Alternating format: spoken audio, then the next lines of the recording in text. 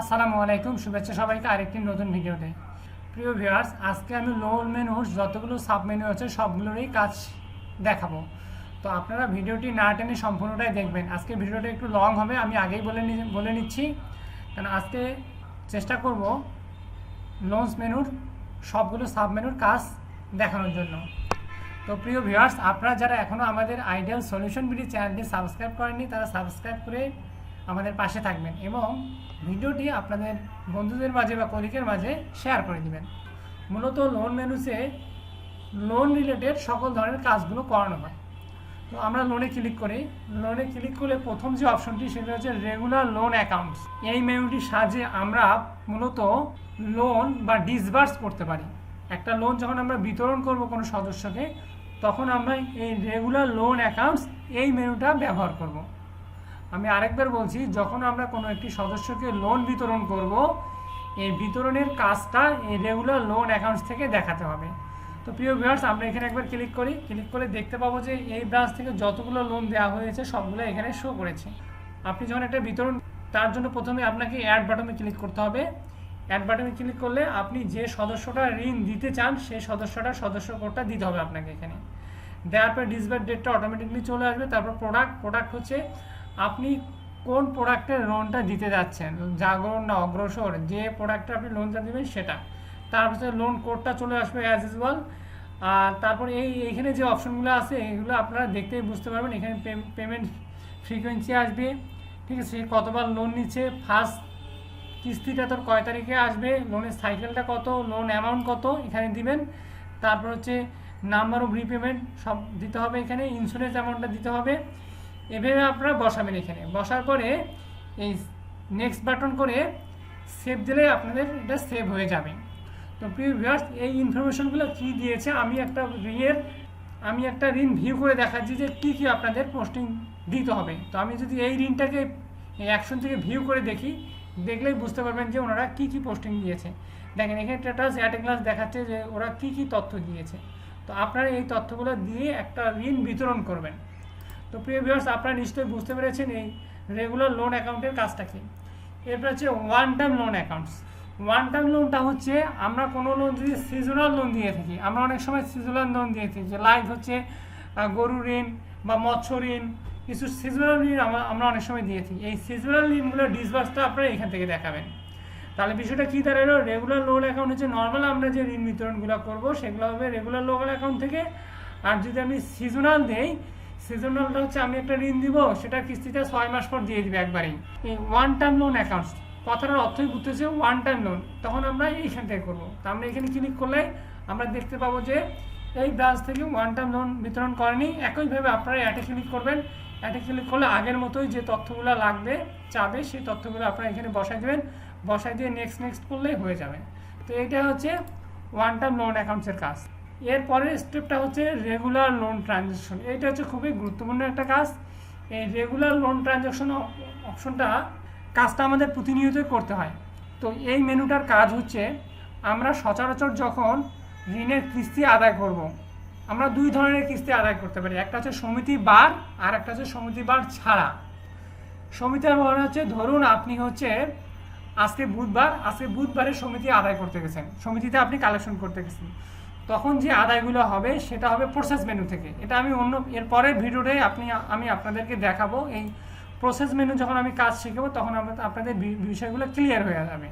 তো আমি লোন মেনুসের আন্ডারে রেগুলার লোন ট্রানজ্যাকশনের কাজটা হবে সমিতি বার ছাড়া অন্য কোনো বারে যদি কিস্তি আদায় হয় সেই আদায়টা আপনি রেগুলার লোন ট্রানজ্যাকশন থেকে দিবেন। আমি আবারও বলছি, সমিতি বার ছাড়া যদি অন্য কোনো বারের আদায় হয় বা কিস্তি আসে, সেই কিস্তিটা আপনি এখান থেকে দিবেন। এখান থেকে আপনি অ্যাড অপশনে যাওয়ার পরে আপনি যে সদস্যটার আপনি কিস্তিটা দিতে চান সেই সদস্যের আপনি কোডটা এখানে দেবেন। ধরুন আমি একটা কোড দিই 001, ধরুন এই সদস্যটা আমি দিয়ে দেবো। তারপর হচ্ছে তার হচ্ছে প্রোডাক্ট, লোন আইডিটা হচ্ছে জাগরণ, ঠিক আছে। তার অ্যামাউন্ট হচ্ছে 1250 টাকা কিস্তি। তার 1250 টাকা যদি দেয়, যে টাকাটাই দিবে, দেওয়ার পরে আপনার সেভে দিলে আপনার এই নাম্বার অফ ইনস্টলমেন্টও চলে এসেছে। সেভ দিলে এটা ওই সদস্যটার কিস্তিটা চলে আসবে। তো এইটা হচ্ছে সমিতিবার ছাড়া। আর সমিতিবারের কিস্তিটা আদায় আমরা প্রসেস মেনু থেকে দেখাবো। এটা আমি এর পরের ভিডিওতে আপনাদের সাথে শেয়ার করব। আবার প্রসেস মেনু থেকে যে আদায়গুলো আপনারা দেখাবেন সেগুলো কিন্তু আবার এই রেগুলার টোন ট্রানজ্যাকশনে চলে আসবে। দেখেন আজকের আপনি এই যে 8/6/22 আজকের দিনে কিন্তু ওনারা যে প্রসেস মেনু থেকে আদায় করেছে সেগুলো কিন্তু এখানে চলে এসেছে।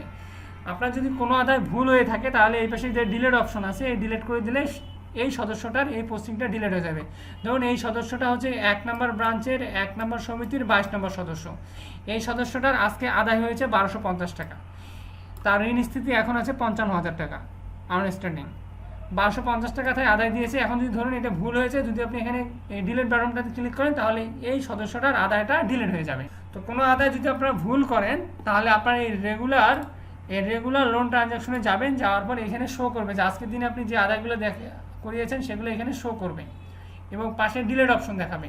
এটা হচ্ছে এডিট অপশন, এটা হচ্ছে ডিলেট অপশন। এডিট থেকে আপনি এডিট করতে পারেন অথবা ডিলেট থেকে আপনি ডিলেট করে দিতে পারেন।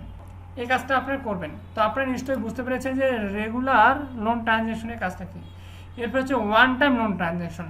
ওয়ান টাইম লোন ট্রানজ্যাকশনটা হচ্ছে আমরা যে এই যে ওয়ান টাইম লোন অ্যাকাউন্ট যে ডিসবার্সটা করেছি বা যে বিতরণটা দিয়েছিলাম সিজনাল ঋণ, সেই ঋণের যখন আদায় হবে তখন আপনারা এই আদায় থেকে দেখাবেন। তার মানে বিষয়টা কী দাঁড়ালো, এই রেগুলার লোন অ্যাকাউন্টের সাথে সম্পর্ক হচ্ছে রেগুলার লোন ট্রানজ্যাকশনের, আর ওয়ান টাইম লোন অ্যাকাউন্টের সাথে সম্পর্ক হচ্ছে ওয়ান টাইম লোন ট্রানজ্যাকশনের। আপনার যে সিজনাল লোনগুলো যখন আদায় হবে তখন আপনারা এখান থেকে পোস্টিংটা দেবেন। একইভাবে আপনারা জাস্ট এখানে অ্যাড বাটনে ক্লিক করবেন। ক্লিক করার পর ওই সদস্যের আপনি মেম্বার কোডটা দিবেন, লোন আইডিটা দিবেন, ট্রানজ্যাকশন অ্যামাউন্টটা দিবেন, সেভ দিবেন, হয়ে যাবে। খুব সিম্পল এবং এই সফটওয়্যারটা অনেক ইউজার ফ্রেন্ডলি। তো আপনারা নিশ্চয়ই বুঝতে পেরেছেন। এরপরে যে অপশনটা হয়েছে এই অপশনটা হচ্ছে লোন রিশিডিউল। এখানে দুইটা অপশন আমি একসঙ্গে বলবো, লোন রিশিডিউল এবং লোন রিশিডিউল ব্যাস। লোন রিশিডিউল জিনিসটা কি? সাপোজ একটা সদস্যের কিস্তি সামনের সপ্তাহের মঙ্গলবারে দিবে, কোনো কারণে তার ওই সপ্তাহের কিস্তিটা সে দিতে পারতেছে না, দুর্যোগের কারণে বা কোনো কারণে বা বন্ধের কারণে সে কী করবে, পরের সপ্তাহে দিবে। এটা হচ্ছে ম্যানেজমেন্টের অ্যাপ্রুভালের। যদি কোনো কারণে আপনার লোনের শিডিউলটা চেঞ্জ করতে হয়, আমরা সচরাচর কি 45টা কিস্তিতে ঋণ নিয়ে থাকি 1 বছরের জন্য, অথবা যদি আমরা মাসিক কিস্তি নেই তাহলে 12টা কিস্তিতে আমরা ঋণ পরিশোধ করি। এখন ধরুন কোনো কারণে তার এই শিডিউলটা 12 মাসের শিডিউলটা বা 45 কিস্তির শিডিউলটা চেঞ্জ করতে হচ্ছে, তখন আপনি ওই শিডিউলটা চেঞ্জ করবেন এই লোন রিশিডিউল থেকে। এরপর হচ্ছে overdue loan collection. Overdue loan collection হচ্ছে আপনার যদি কোনো ওভারডিউ সদস্য থাকে বা কোনো একটা কিস্তি ওভারডিউ হয়ে গেছে, তখন সেক্ষেত্রে আপনি এই ওভারডিউ লোন কালেকশন থেকে আপনি আদায়টা দেখাতে পারেন। সাপোজ কোনো একটা সদস্য আপনার মেয়াদ উত্তীর্ণ বা আপনি একটা সদস্য 1 বছরের জন্য ঋণ দিয়েছেন, তার 1 বছর পার হয়ে গেছে কিন্তু ওই সদস্যটা কিস্তি দিচ্ছে না, তখন ওই সদস্যটা ওভারডিউ হয়ে যায় বা মেয়াদ উত্তীর্ণ। তো ওই সদস্যের যদি কোনো আদায় আসে তখন আপনারা এই ওভারডিউ কালেকশন থেকে দেখাবেন। তারপর হচ্ছে লোন রিবেট অপশন। রিবেট অপশনটা হচ্ছে সার্ভিস চার্জ মওকুফ করা। আমরা যখন একটা ঋণ দেই, ঋণের এগেইনস্টে আমরা কি নেই, সুদ নেই বা ইন্টারেস্ট নেই। তো রিবেট অপশনটা হচ্ছে এইরকম, আমি আপনাদের বলতেছি। একটা সদস্য 45 কিস্তিতে 1 বছরের জন্য ঋণ নিয়েছে 50,000 টাকা ধরুন। এখন সে 1 বছরের আগে ধরুন 40 নম্বর কিস্তিতে সে তার ঋণটা পরিশোধ করে দিবে। মানে তার যে 5টা কিস্তি আরও সামনে দেওয়ার কথা ছিল, কিন্তু সে 5টা কিস্তি অগ্রিম দিয়ে তার 40 নম্বর কিস্তিতে অগ্রিম টাকা দিয়ে সে তার ঋণটা পরিশোধ করে দিচ্ছে। তো সে যে অগ্রিম কিস্তিটা দিল, তো অগ্রিম কিস্তিটা তার এগেইনস্টে সার্ভিস চার্জ ছিল, তো এই সার্ভিস চার্জটা মওকুফ করাটাই হচ্ছে রিবেটের কাজ। তো এটা মূলত রিবেট দিতে গেলে প্রধান কার্যালয় থেকে অনুমোদন নিতে হয়। অনেক সময় সদস্যকে রিবেট দেওয়া হয় বা অনেক সময় সদস্যকে রিবেট না দেওয়া হয়। যদি সদস্যের ফাইন্যান্সিয়াল ক্রাইসিস থাকে সেক্ষেত্রে সদস্যটাকে রিবেট দিয়ে তার ঋণটা পরিশোধ দেখানো হয়। তো এই রিবেটের কাজটা আপনারা যেভাবে করবেন, হেড অফিস থেকে অনুমোদন হলে তখন আপনারা এই অ্যাড অপশনে ক্লিক করবেন। দেখেন এই ব্রাঞ্চ থেকে এ যাবত এই কয়েকটা রিবেট দেওয়া হয়েছে। অ্যাড অপশনে ক্লিক করবেন। ক্লিক করার পর যে সদস্যটা আপনি রিবেটটা দিতে চাচ্ছেন, ধরুন একটা সদস্য কোড লিখি আমি, ধরুন এই সদস্যটার আপনি রিবেট দিবেন। তার জাগরণ প্রোডাক্ট, তার হচ্ছে সে রিবেট দেখেন এখানে দেখাচ্ছে রিবেট অ্যামাউন্ট হচ্ছে 1055 টাকা। তার টোটাল ঋণ স্থিতি হচ্ছে 9500 টাকা। এই 9500 টাকার এগেইনস্টে তার সার্ভিস চার্জ আছে 1055 টাকা। তো এই টাকাটা সেই রিবেট পাবে। তো যদি আপনি রিবেটটা দিতে চান, ধরুন এই টাকাটা থেকে আপনি রিবেট দেবেন 500 টাকা, তার রিবেট অ্যামাউন্ট কিন্তু মূলত এই জায়গাটা কিন্তু ইনঅ্যাক্টিভ হয়ে থাকে। তো আপনাদের সিস্টেমটা আমি আপনাদেরকে বলে দিচ্ছি। ধরুন তার সার্ভিস চার্জ হচ্ছে 1055 টাকা, আপনার প্রতিষ্ঠান থেকে তার রিবেট বা সার্ভিস চার্জ মওকুফ করেছে 500 টাকা, তার রিবেট দেবেন 500 টাকা। তো আমরা কী করব, প্রথমে এইখানে 500 টাকা লিখে দিব, এখানে আমরা 500 টাকাটা লিখে দিব। লিখে দিলে দেখবো যে এই 1055 থেকে 500 টাকাটা বিয়োগ দিলে তার অ্যামাউন্টটা এইটা থেকে। তখন আপনারা কী করবেন, এই জিনিসটা কপি করে জাস্ট এখানে পেস্ট করে দেবেন। পেস্ট করলে দেখেন যে রিবেট অ্যামাউন্ট 500 টাকা হয়ে গিয়েছে। আপনারা কিন্তু এই মেনুতে কাজ করতে পারবেন না, এই টেবিলের বাইরে কাজ করতে পারবেন না, আপনি জাস্ট এইখানে কাজ করবেন। আমি যখন এটা কপি করে দিয়েছি, দেখেন এইখানে 500 টাকা চলে এসেছে। তারপর আপনি একটা নোট দিয়ে দিতে পারেন যে আপনার রিবেটটা অ্যাপ্রুভ করেছে কে, তার নাম দিয়ে আপনি অ্যাপ্রুভ বাই আপনার ডিরেক্টর ফিনান্স বা অ্যাপ্রুভ বাই আপনার প্রোগ্রামের হেড আপনি দিয়ে দিলেন। যার পর সেভ দিলেই এই সদস্যটা রিবেট দেওয়ার সাথে সাথে ওই সদস্যটা ঋণ স্থিতিটা 0 হয়ে যাবে। এটা একটা গুরুত্বপূর্ণ বিষয়। আপনি যখন কোনো একটা সদস্যের রিবেট দিবেন সফটওয়্যার পোস্টিং, তখন ওই সফটওয়্যার আর কোনো আদায় দিতে হবে না, ওই সফটওয়্যার ঋণ স্থিতিটা সঙ্গে সঙ্গে 0 হয়ে যাবে এবং তার ঋণটা পরিশোধ হয়ে যাবে। তো এটা হচ্ছে মূলত রিবেটের কাজ। তো প্রিয় ভিউয়ার্স, রিবেটের পর হচ্ছে loan waiver for death member. এটা একটি গুরুত্বপূর্ণ বিষয়। লোন ওয়েভার ফর ডেথ মেম্বারটা হচ্ছে কোনো সদস্য যদি মারা যায়, আমরা সচরাচর কোনো সদস্য যদি মারা যায় তার ঋণটা আমরা মওকুফ করে দিই, 100% মওকুফ করে দেয় এবং তার সঞ্চয়ের টাকাটা ফেরত দেওয়া হয়। আর যদি সঞ্চয়ের অভিভাবক বা মারা যায়, সেক্ষেত্রে কি করা হয়, ওই সদস্যের যতটুকু সেভিংস থাকে ঋণ স্থিতি থেকে সেভিংসটা বাদ দিয়ে বাকি টাকাটা মওকুফ করা হয়। তার মানে সঞ্চয় দিয়ে ঋণটাকে সমন্বয় দেখানো হয়, বাকি টাকাটা মওকুফ করে দেওয়া হয়। তো ধরুন একটা সদস্য আপনার মারা গিয়েছে, তখন ওই সদস্যটা ঋণটা মওকুফ করার জন্য যে প্রসেসটা বা যে কাজটা করতে হবে সেটাই হচ্ছে loan waiver for death member. তো যখন একটা সদস্য মারা যাবে, তখন আপনাকে অবশ্যই এই মারা যে গিয়েছে এটা অবশ্যই হেড অফিস থেকে অ্যাপ্রুভাল হবে। অ্যাপ্রুভ যখন হয়ে যাবে, তখন আপনারা এই অপশন থেকে ওই পোস্টিংটা দেখাবেন কীভাবে, অ্যাড বাটনে ক্লিক করবেন।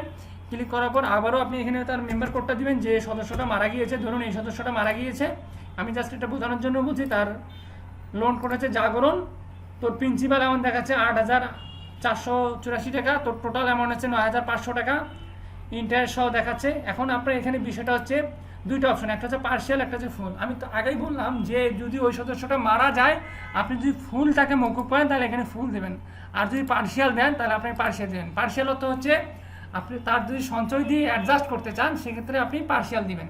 এখান থেকে পার্শিয়াল দিবেন, তাহলে হচ্ছে আপনার কম হবে আর কি, মানে আপনি যে টাকাটা মওকুফ করতে চাচ্ছেন সঞ্চয় থেকে বাকি টাকাটা তার অটোমেটিকলি হয়ে যাবে। এটা হচ্ছে দুইটা অপশন। দেওয়ার পর সেভ দিলে ওই সদস্যটাও ঋণ স্থিতিটা 0 হয়ে যাবে এবং হচ্ছে ঋণটা পরিশোধ হয়ে যাবে। এটা হচ্ছে ডেথ ওয়েভারের কাজ। এরপর হচ্ছে লোন অ্যাডজাস্টমেন্ট। এটা একটা গুরুত্বপূর্ণ বিষয়। লোন অ্যাডজাস্টমেন্ট হচ্ছে অনেক সময় আমরা কোনো সদস্যের সঞ্চয় দিয়ে ঋণ অ্যাডজাস্ট করি।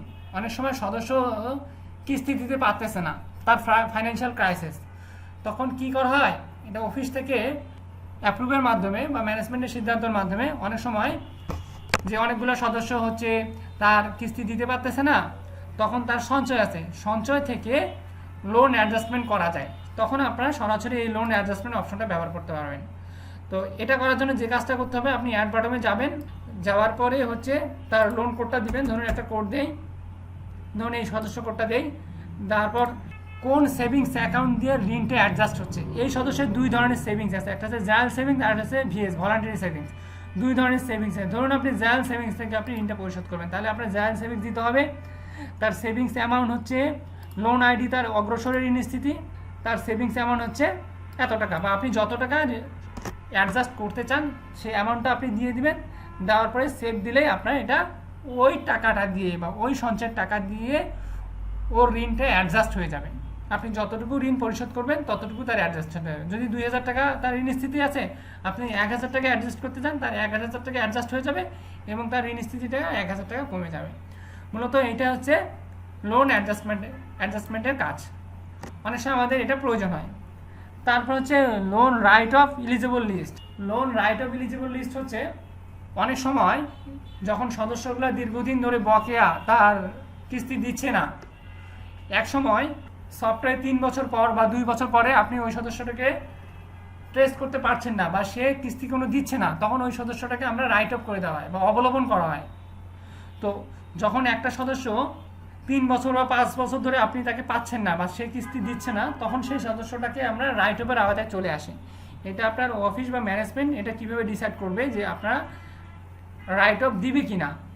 দেখুন এইখানে আমি একটা দেখাচ্ছি যে 2019 সাল, এই সদস্যটা 2019 সালের সদস্য, সে এখনও তার হচ্ছে টোটাল পেয়েবল অ্যামাউন্ট দেখেন যে 1,35,000 টাকা, সে এই কিস্তিটা দেয় নাই। তার মানে কি 19 সালের সদস্য 2022 সাল চলতেছে, সেই কিস্তিটা দেয় নাই, তার মানে সে রাইট অফের আওতায় চলে এসেছে। তো যখন কোনো সদস্যকে রাইট অফের আওতায় চলে আসে তখন এই সদস্যগুলোর লিস্টে, এই এলিজিবল লিস্টে চলে আসে। তো যখন আপনি এটা রাইট অফ করবেন তখন আপনাকে এখানে লিস্ট শো করবে। রাইট অফ করার আগে অবশ্যই আপনি আপনার ব্রাঞ্চের যতগুলো সদস্য রাইট অফ হবে সেগুলো অবশ্যই আপনার প্রধান কার্যালয় থেকে অনুমোদন নিতে হবে। নেওয়ার পরে যখন আপনি একটা সদস্যের রাইট অফ করবেন তখন আপনার এই অ্যাকশন মেনু থেকে ইডিটে ক্লিক করতে হবে। ইডিটে ক্লিক করার পরে এখানে যদি ইয়েস অপশন দেন, এখানে কিন্তু একটা গুরুত্বপূর্ণ বিষয়, যদি ইয়েস অপশন দেন এখানে বলছে কি রিজন ইজ ডেথ, মানে আপনি কি ওই সদস্যকে মেরে ফেলতে চান। মেরে ফেলতে চান বলতে আপনি যদি ওই সদস্যটাকে একবার ইয়েস দেন তাহলে ওই সদস্যটা একবারে মরে যাবে, মানে ভবিষ্যতে ওই সদস্যের কাছ থেকে আর আদায় করতে পারবেন না। আদায় করলে আপনি আর এমআইসি দেখাইতে পারবেন না। যদি আমরা রাইট অফ আদায় করতে চাই ওই সদস্যগুলা, ধরুন আমি 50 জন সদস্যের রাইট অফ দেখাচ্ছি, তো আমরা কি করব, নো দিব, দেওয়ার পর সাবমিট করব। তার মানে এই সদস্যটাকে আমরা হচ্ছে রাইট অফ আদায় দেখাইতে পারবো, সেটা আমি দেখাচ্ছি কোথা থেকে আদায় দেখাইতে হবে। আর যদি আপনি ইয়েস দেখান তাহলে আপনি আর এই এমআইএস পার্ট থেকে কোনো আদায় দেখাতে পারবেন না। তখন ওই কোনো সময় যদি আদায় হয়ে থাকে ওই সদস্যের আদায়ের টাকাটা ডাইরেক্ট এআইএসের ডিরেক্ট ইনকামে দেখানো হয়। তো আমরা এখানে নো দিব, নো দেওয়ার পর সাবমিট করব। সাবমিট করলে আমাদের এই যখন আমরা রাইট অফটা করবো তখন এই যে right of, loan write of, এই অপশনটাতে চলে আসবে। আমরা যে সদস্যগুলো রাইট অফ করছি সেই সদস্যগুলোতে এখানে চলে আসবে। আপনি দেখেন এই লিস্টে এই ব্রাঞ্চ থেকে যে রাইট অফগুলো করা হয়েছে, এই যে 21 সালের 29শে ডিসেম্বর, মানে আমরা গত বছরের ডিসেম্বরে রাইট অফ করেছিলাম। এই দেখেন ইজ ডেথ নো, তার মানে কি এই ব্রাঞ্চের এই সদস্যগুলোকে ইয়েস দেয় নাই। ইয়েস দিলে কিন্তু সে আর এই সদস্যরা আদায় করতে পারতো না, এজন্য সবগুলো সদস্যকে কি দিয়েছে, নো দিয়েছে। নো দিয়েছে মানে এই সদস্যের ওই ব্রাঞ্চ থেকে ওই সদস্যগুলোর আদায় কিন্তু প্রতিনিয়ত চেষ্টা করবে আদায় করার জন্য। তো যখন আদায় হবে তখন আপনারা কি করবেন, ধরুন এই সদস্যটার আদায় হয়েছে, এই সদস্যটা রাইট অফ করা হয়েছে 22,776 টাকা। এই সদস্যটা রাইট অফ, সে একজন বকেয়া সদস্য, সে কিস্তি নিয়ে দেয় নিয়ে লোন নিয়ে তার রাইট অফ করা হয়েছে। এখন কোনো সময় তার কিছু আদায় আসছে, 50 টাকা হোক 100 টাকা হোক, কোনো সময় তার আদায় আসছে, তখন এই আদায়টা কোথা থেকে দেখাবেন, এই প্লাস অপশনে ক্লিক করবেন। ক্লিক করার পরে জাস্ট এখানে অ্যামাউন্টটা দিবেন, 50 টাকা হোক যত টাকা হোক, অ্যামাউন্টটা দেওয়ার পর সাবমিট করলেই তার এই মূল ব্যালেন্স থেকে রাইট অফ আদায়টা কমে যাবে। যখন রাইট অফ আদায়টা হয়ে যাবে তখন সেই রাইট অফ আদায়টা শো করবে এই জায়গাটাতে। আপনি যখন রাইট অফটা আদায় করবেন তখন এইখানে শো করবে। দেখুন প্রিয় ভিউয়ার্স, আজকে 8 তারিখ, 8 জুন, এই ব্রাঞ্চটা 3টা সদস্যের রাইট অফ আদায় করেছে। এই 8 তারিখে দেখেন 3টা সদস্য এখানে ডিলেট মার্ক আসছে, তার মানে কি এটা আজকে আদায় দেখাইছে। একজনের 100 টাকা, একজনের 100 টাকা, আরেকজনের 200 টাকা, এই সদস্যগুলো রাইট অফ আদায় দেখিয়েছে। তার গুরুত্বপূর্ণ বিষয়টা হচ্ছে কি, আমি আরেকবার বলছি, আপনি যখন একটা সদস্যকে রাইট অফের আওতায় চলে আসবে তখন এই রাইট অফ এলিজিবল লিস্টে আসবে। যখন আপনি রাইট অফ করবেন, রাইট অফ হওয়ার পর সেই সদস্যটা রাইট অফ লিস্টে চলে আসবে এবং এই right of loan write of থেকে আদায় দেখাবেন। আদায় দেখার পর আদায়কৃত টাকাটা চলে আসবে হচ্ছে লোন রাইট অফ কালেকশন এখান থেকে। তারপর হচ্ছে লোন স্ট্যাটাস। প্রিয় ভিউয়ার্স, লোন স্ট্যাটাসের কাজ হচ্ছে একটা সদস্যের টোটাল লোন স্ট্যাটাসটা আপনারা জানতে পারেন। তো ধরুন আমরা এই লোন স্ট্যাটাস থেকে আমরা 2 নম্বর সমিতির সার্চ দিব, দেওয়ার পর আমরা এই সার্চে ক্লিক করব। ক্লিক করলে এই সমিতির যে সদস্যগুলো আছে সে সদস্যের টোটাল একটা স্ট্যাটাস চলে আসবে, তার পেয়েবল অ্যামাউন্ট কত, তার রিকভারি অ্যামাউন্ট কত, তার ঋণ স্থিতি কত, একটা টোটাল স্ট্যাটাস আপনারা জানতে পারবেন এই সদস্যটার। এটার সাহায্যে মূলত লোন স্ট্যাটাসের সাহায্যে জানা যায়। আর ডোনার লোন হচ্ছে আপনি ডোনার থেকে বা পিকেএসএফ থেকে যে ঋণগুলো পান সেটার জন্য আপনার এই ডোনার লোন থেকে পোস্টিং দিতে হয়। আর ডোনার লোন রিপেমেন্ট হচ্ছে আপনি যখন ডোনার লোনের কিস্তি পরবর্তী সময়ে যখন আপনাকে পেমেন্ট করতে হয় তখন আপনাকে এই ডোনার লোন রিপেমেন্ট থেকে কাজটা করতে হয়। তো এই কাজগুলো মূলত কম করতে হয়, তো এটা মূলত হেড অফিস থেকে করে দেয় আপনাদের। তো প্রিয় ভিউয়ার্স, আমি আজকে ভিডিওটা লং করেছি এবং চেষ্টা করেছি লোন মেনু সবগুলো কাজেই বলার জন্য। তো প্রিয় ভিউয়ার্স, আজকে আমি লোন মেনুর কাজটা টোটালি দেখানোর চেষ্টা করেছি। যদি আপনাদের ভিডিওটি ভালো লেগে থাকে তাহলে অবশ্যই ভিডিওটি শেয়ার করবেন এবং যদি কথাবার্তার মাঝে ভুলভ্রান্তি হয়ে থাকে তাহলে ক্ষমা সুন্দর দৃষ্টিতে দেখবেন। আমি চেষ্টা করছি আমার মতো বলার। আর অবশ্যই আমার চ্যানেলটি সাবস্ক্রাইব করে আমার পাশে থাকবেন। ধন্যবাদ সবাইকে। আসসালামু আলাইকুম।